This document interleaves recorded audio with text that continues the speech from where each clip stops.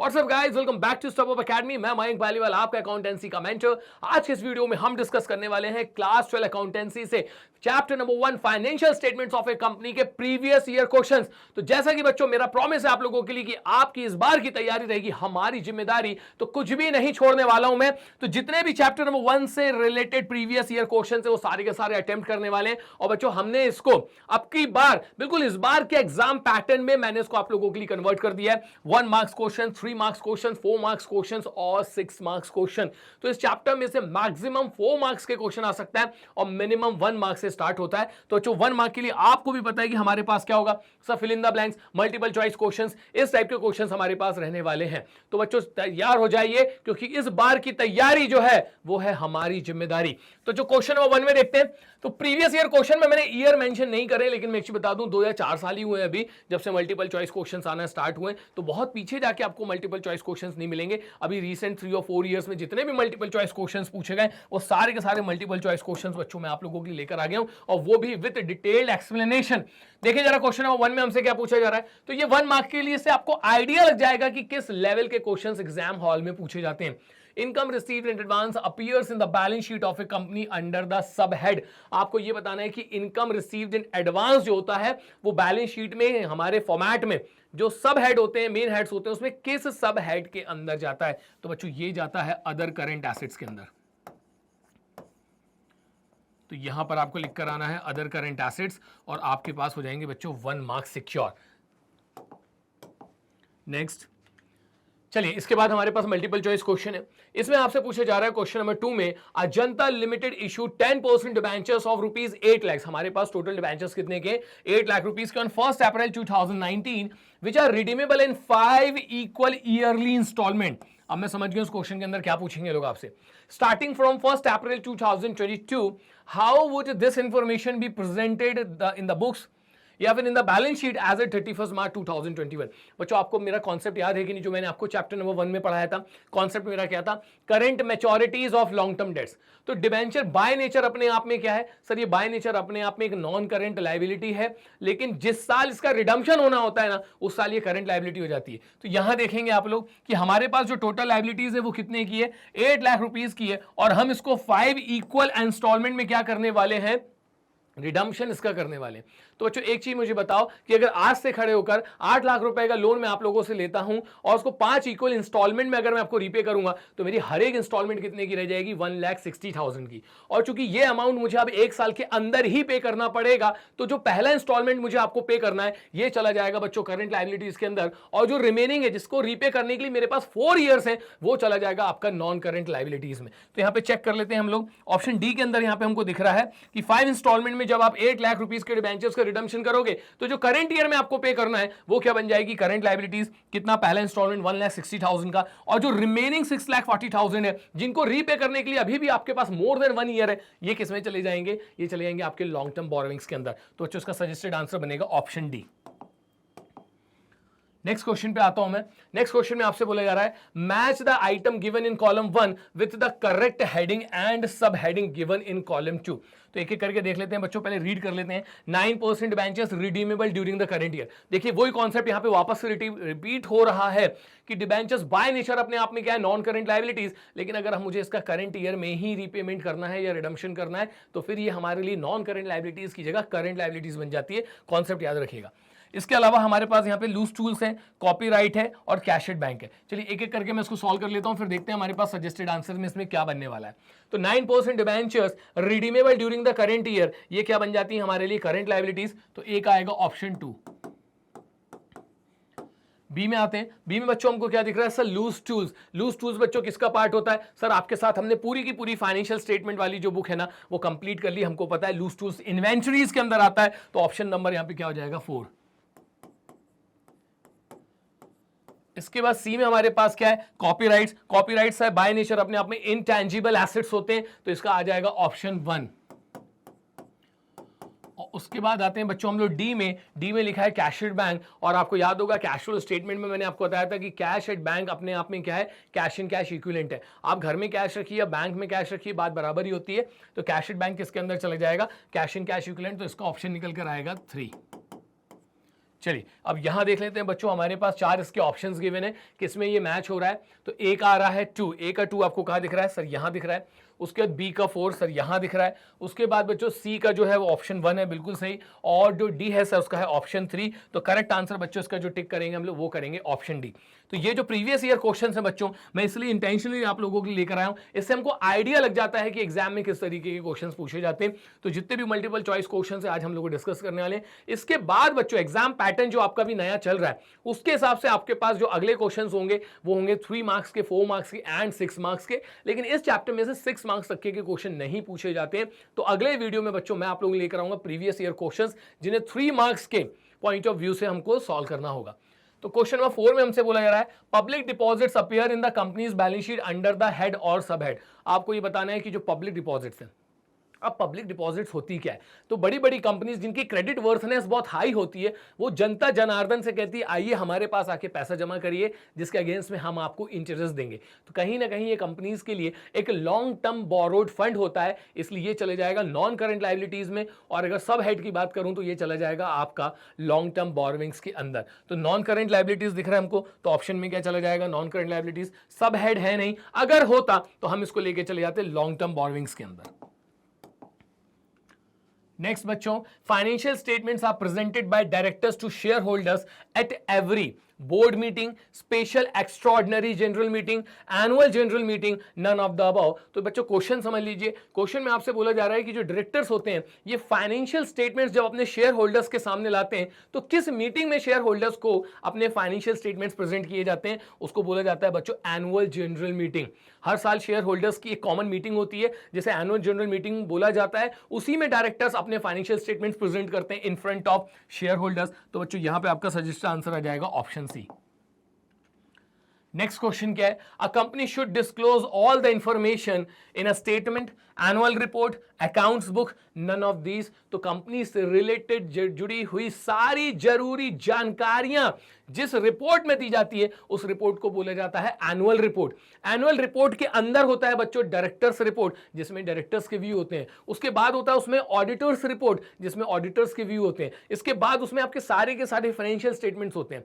तो सबसे बड़ा स्कोप किसका होता है, एनुअल रिपोर्ट का, जिसके अंदर सारी रिपोर्ट और कंपनी से जुड़ी हुई इंफॉर्मेशन आपको देखने को मिल जाएगी। तो आपका सजेस्टेड आंसर बनेगा बच्चों यहां पे option B.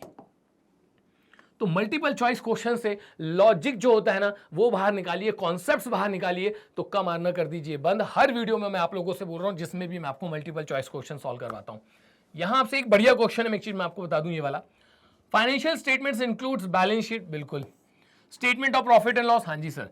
Cash flow statement, मतलब हम लोग जब कभी भी बच्चों फाइनेंशियल स्टेटमेंट्स बनाते हैं तो उसके अंदर आपको कंपनीज की बैलेंस शीट देखने को मिल जाएगी, statement of profit and loss देखने को मिलेगा, इसके अलावा कैश फ्लो स्टेटमेंट भी देखने को मिलेगा। अब आगे देखिएगा, beside these statement a special statement is also included in the financial statements. If applicable on company, you are required to find that statement.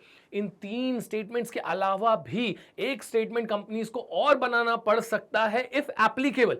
कोई सर्कमस्टांसेस होते हैं, उस सर्कमस्टांसेस में इन्हें ये एक स्टेटमेंट और बनाना पड़ता है। उस स्टेटमेंट को क्या बोला जाता है, statement of cash inflow and outflow, बिल्कुल भी नहीं है, तो कैश फ्लो स्टेटमेंट होता है। Statement of changes in equity, yes sir. तो बच्चों देखो इन सब चीज़ों करने से ना हमारा नॉलेज में वैल्यू एडिशंस होते हैं, आपका जो नॉलेज हो पहले कंपैरिजन और एनहांस होता है, कॉन्फिडेंस इंक्रीज होता है। तो ये चीज़ मैं आपको बता दूं कि इन 3 इंपॉर्टेंट स्टेटमेंट्स के अलावा भी कई बार कंपनीज को एक और स्टेटमेंट बनाना पड़ता है जिससे बोला जाता है statement of changes in equity. तो याद रखिएगा ये चीज़ आपको कई बार बुक में देखने को नहीं मिलती है। नेक्स्ट है हमारे पास statement of profit and loss shows. क्यों बनाया जाता है statement of profit and loss, तो बड़ा ही सिंपल है, परफॉर्मेंस चेक करने के लिए, अर्निंग कैपेसिटी चेक करने के लिए। तो मैं यहाँ पे क्या लिख दूंगा बच्चों, फाइनेंशियल परफॉर्मेंस, कि फाइनेंशियल परफॉर्मेंस को चेक करने के लिए हम लोगों को क्या बनाना होता है, statement of profit and loss. Next हमारे पास है format of profit and loss is prepared as specified in. बच्चों हम कर रहे हैं अकाउंटिंग कंपनीज की, कंपनीज को रेगुलेट करने के लिए हमारे पास होता है कंपनीज एक्ट, कंपनीज एक्ट 2013, उसके अंदर एक हमारे पास पार्ट 2 शेड्यूल 3 है, जहां पे फाइनेंशियल स्टेटमेंट्स के फॉर्मेट दिए गए हैं और उन्हीं फॉर्मेट के अकॉर्डिंग आपको इन फाइनेंशियल स्टेटमेंट्स को प्रिपेयर करना होता है। एक भी वेरिएबल आप ऊपर नीचे नहीं कर सकते। तो यहां बच्चों हमारा सजेस्टेड आंसर क्या जाएगा, ऑप्शन ए कि कंपनीज एक्ट 2033 के पार्ट 2 शेड्यूल 3 के अंदर फाइनेंशियल स्टेटमेंट्स का फॉर्मेट गिवन है, उसी फॉर्मेट के अकॉर्डिंगली हमें इन्हें प्रिपेयर करना होता है। Which of the following is included under other income head? Other income नाम का जो हमारे पास सब हेड होता है बच्चों, वो उसको कहाँ लेके जाना है, मतलब इसके अंदर इनमें से क्या जाएगा। अदर इनकम में क्या है, परचेज ऑफ स्टॉक, ये इनकम तो हो ही नहीं सकती।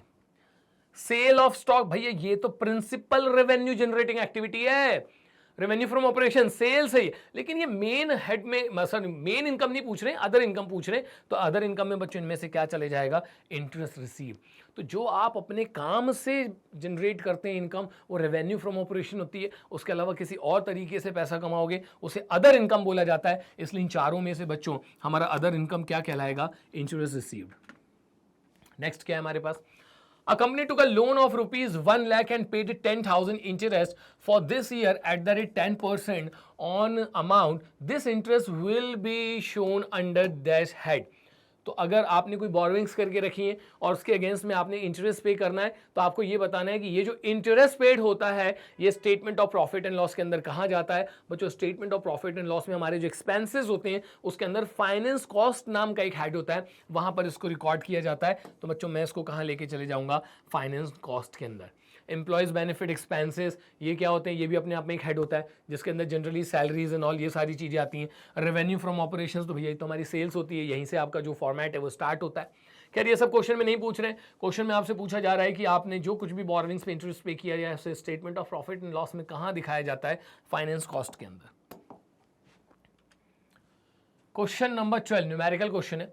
Calculate revenue from operations from the following. Sales हमको गिवन है बच्चों 1 करोड़ 4 लाख, सेल्स रिटर्न हमको गिवन है 4 लाख, सेल्स ऑफ स्क्रैप हमको गिवन है यहाँ पे 50,000, डिविडेंड रिसीव्ड हमको गिवन है 20,000, interest on fix deposit received बच्चों 60,000 है। आपको ये बताना है कि भाई रेवेन्यू फ्रॉम ऑपरेशंस के अंदर क्या जाएगा।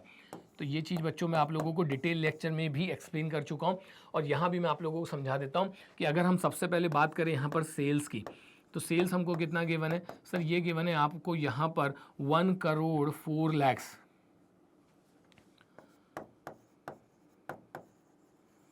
कितना गिवन है बच्चों, 1 करोड़ 4 लाख। एक मिनट, जीरो इसमें थोड़ा सा कम ज़्यादा हो गए, इसको मैं वापस से सही कर देता हूँ। तो सेल्स हमको गिवन है सर यहाँ पर 1 करोड़ 4 लाख। इतना क्लियर। अब मैं आपको बता दूं बच्चों, डिविडेंड रिसीव्ड नहीं आएगा क्योंकि डिविडेंड रिसीव्ड अदर इनकम का पार्ट होता है, काम से नहीं किसी और तरीके से पैसा जनरेट कर रहे हो। इंटरेस्ट ऑन फिक्स डिपॉजिट भी इसके अंदर नहीं आएगा क्योंकि ये आपसे रेवेन्यू फ्रॉम ऑपरेशंस पूछ रहे हैं, मतलब ये आपसे पूछ रहे हैं कि बताओ हमने अपने काम से कितना रेवेन्यू जनरेट किया है। तो ये दोनों हम लोग इसलिए नहीं लेंगे क्योंकि ये दोनों की दोनों अदर इनकम का पार्ट है, काम के अलावा किसी और तरीके से आपने कमाया।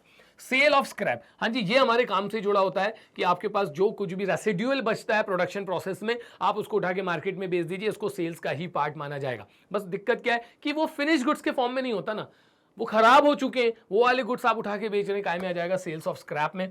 तो जो ये ना आप इसके अंदर ऐड कर दीजिए। कितने के हमारे पास है sale of scrap sir, only 50,000। तो यहाँ बच्चों मैं इसमें 50,000 रुपीज़ क्या कर दूंगा, ऐड कर दूंगा। तो मेरे पास बच्चों यहाँ पे टोटल रेवेन्यू आ चुका है 1 करोड़ 4 लाख 50,000। बट आप साफ साफ देख पा रहे हैं कि यहाँ पर सेल्स रिटर्न भी है, तो मुझे सेल्स रिटर्न को क्या कर देना चाहिए, लेस कर देना चाहिए। कितने का, 4 लाख रुपीज़ का। अब देख लो भाई हमारे पास कितना बच रहा है, तो सर अब हमारे पास यहाँ पर बच रहा है 1 करोड़ 50,000।